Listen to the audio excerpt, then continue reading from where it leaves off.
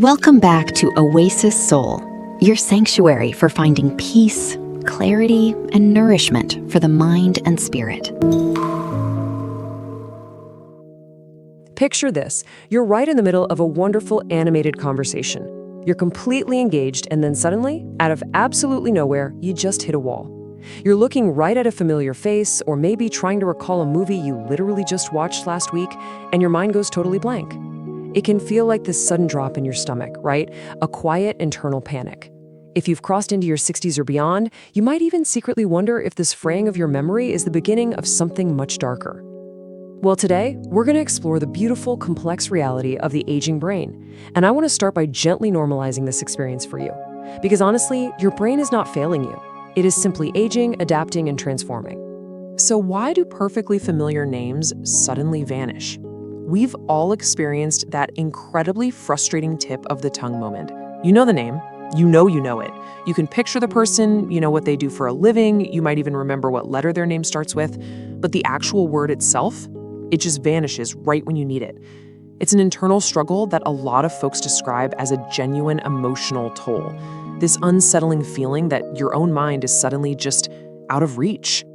Just a gentle reminder before we dive into the fascinating science behind all of this.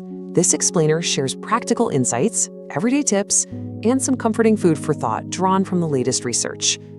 I'm really just here as your enthusiastic guide to this information, not a medical expert. So if you or a loved one are ever facing a distressing situation regarding memory loss, please always consult a doctor or a qualified mental health professional.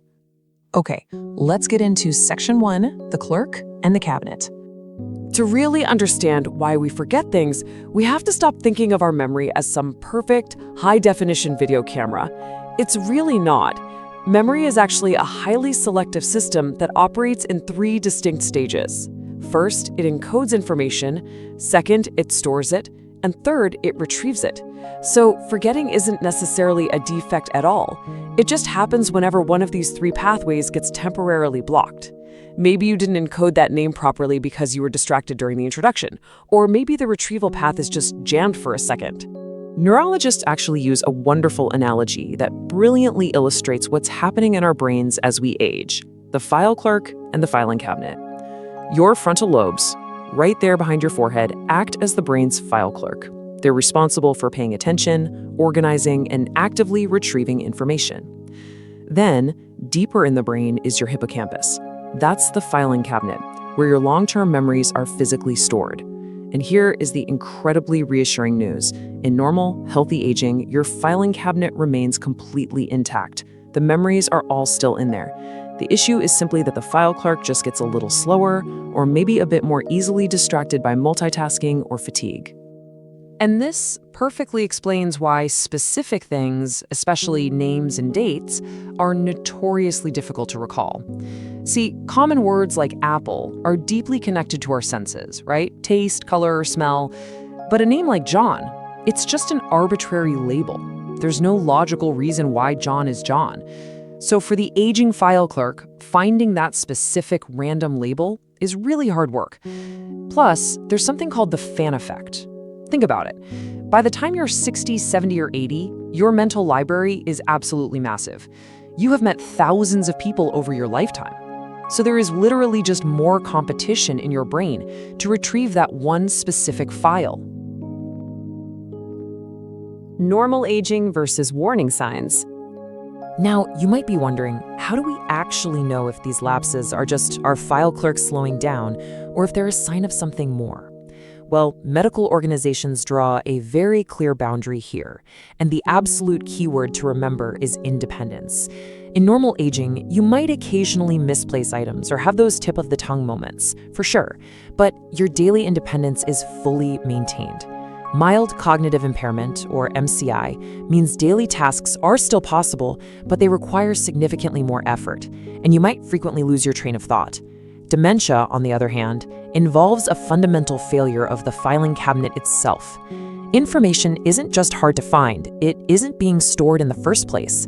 And this results in a loss of independence, like being unable to manage your finances or getting lost on routes you've taken a million times. But here is a truly fascinating and often completely overlooked fact. Sometimes what looks like cognitive decline isn't permanent decline at all. Before jumping to fearful conclusions, doctors always look for reversible causes. Things like certain medications, untreated stress, or even sleep apnea can severely disrupt the file clerk's ability to work. Even untreated hearing or vision loss plays a huge role. It forces your brain to work so incredibly hard just to process basic sensory input that it literally has no energy left to encode memories. Honestly, sometimes simply getting a hearing aid or checking your vitamin B12 levels can remarkably clear up what feels like permanent memory loss. Let's transition to Section 3, the power of self-compassion. For a lot of folks, the struggle to find words feels like a deep personal failure. It's a hit to one's dignity that can cause immense anxiety. But psychological research reveals something so deeply moving about how we cope. It's called the paradox of well-being. People who practice deep self-compassion, meaning they treat themselves with the exact same kindness they would offer a good friend, actually maintain greater well-being and clearer minds.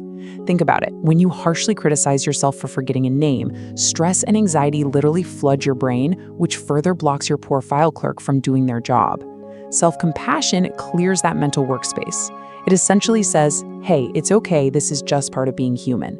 And ironically, that makes the memory much more likely to just naturally surface a few moments later. Let's dive into Section 4, strategies that actually work. So, how do we actually give our internal file clerk the support they need every day? Well, the absolutely crucial first step is this. We need to completely destigmatize the use of external memory tools. Some people feel that relying on a calendar, a little notebook, or a smartphone reminder means they're somehow giving up. But the science says the exact opposite. Using a notebook, calendar, or smartphone app is intelligent adaptation, not defeat. This is called compensation. It brilliantly reduces the cognitive load on your brain and ensures you maintain total, complete independence. We can also use some really cool, highly effective internal strategies. Have you ever heard of the method of Loci, or the memory palace? It's an ancient technique dating way back to the Greeks, and modern studies show it is wildly effective for older adults. Basically, you select a familiar route, like walking through your own house, and you transform the things you want to remember into bizarre, vivid images, mentally placing them along that route. Then, when you need the info, you just take a mental walk. It works so well because it elegantly bypasses the struggling verbal parts of our memory and leans entirely on our brain's incredibly resilient spatial and visual systems.